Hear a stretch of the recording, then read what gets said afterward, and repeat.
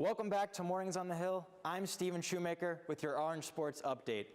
Orange football reopened the stadium in impressive fashion Saturday. The game started off with a first quarter touchdown when quarterback Tommy DeVito handed the ball off to Sean Tucker, who would not be denied, taking it 38 yards to the house for the first score of the game. Tucker would not stop there. Later in the first, it's Tucker again. He would punch it in for his second score of the game to put the Orange up 17-0.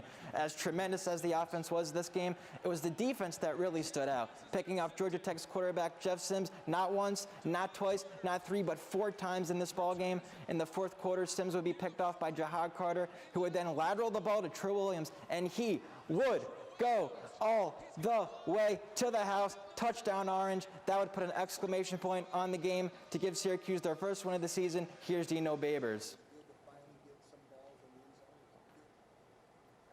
Touchdown in a game, and it was good to see the defense and the special teams do the things that they did. Now we have to get better. The stadium wasn't the only venue missing fans this weekend. Our Samantha Crossan reports from a fan-favorite restaurant where people used to pack in tight to watch the Orange. Varsity Pizza on Marshall Street has been the place to go after a Syracuse football game since 1926. Employee Eric Ockert says at this time last year, the place was so packed on game day that it was standing room only. There could be a line all the way down to Fagan's outside just for people waiting to get in. But this year, game days at Varsity are going to look a lot different. If they're not allowing fans to the games, I don't anticipate that, it'll be like away games, which are typically not that big a crowd. Varsity is limited by government regulations put in place for the pandemic. They are only allowed 50% occupancy, which limits their capacity to 125 people. They are also not allowed to have parties of larger than 10. You wanted to come to the game with your whole crew of friends, well, guess what? You're going to have to split up into groups of smaller than 10 to come in, to try to sit down. Ockert says that Varsity is looking into another option to bring in revenue that they never considered before. We've traditionally never delivered to dorms and residences.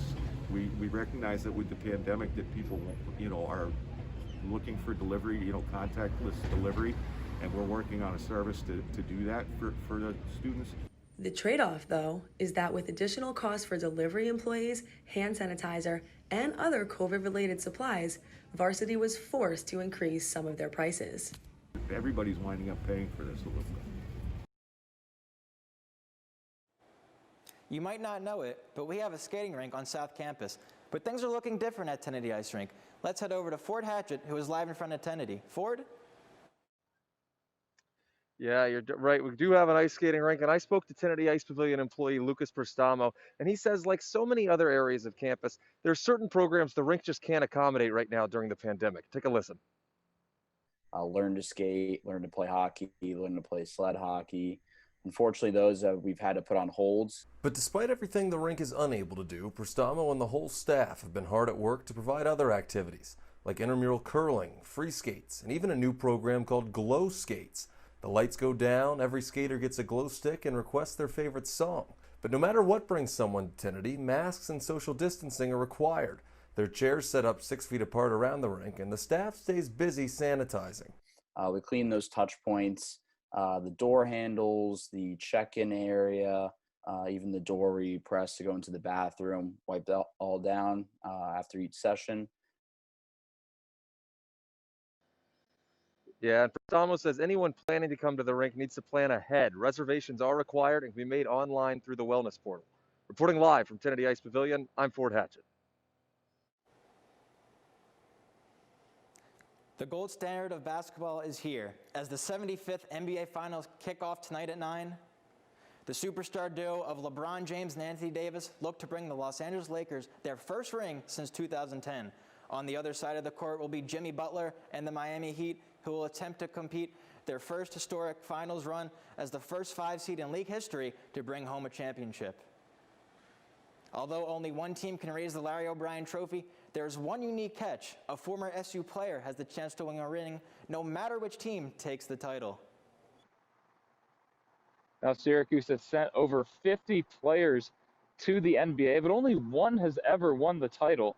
And that can change this year because regardless of who wins, a former SU star can bring home a ring.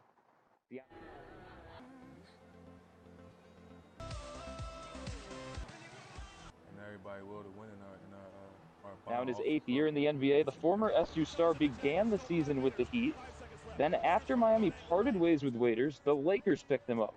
So now regardless of who wins the NBA Finals, Waiters can earn a ring. Now, of course, Miami still has the option whether or not to give him his ring because he's no longer on the team. But either way, it's still a cool story that Waiters has that option. Reporting from Mornings on the Hill, I'm Matt Majinski. We send it back to Xavier in the studio.